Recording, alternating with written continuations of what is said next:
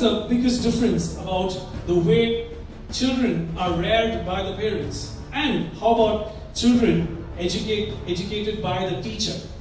One of the difference I would see is like this. Parents work hard all day, they spend a lot of money on the kids, and the highest they go about doing is feed the children neck and below. Say neck and below.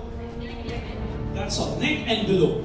But only a teacher does the job, feed the child neck and above. Imagine this. All the parents can work. Come on, money is not a big thing, right? Parents can earn the biggest money and they can do all that, but they end up what? Neck and below. That's all. But you know what? People say the future is in the next generation, but I would say, I don't think so. It's not in the next generation. It's the teachers of this generation. Seriously. You know what?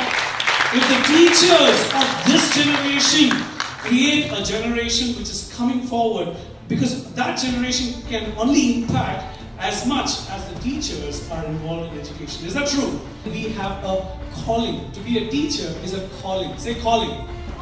The universe calls you and puts you in charge for the next generation. Is that right? Great.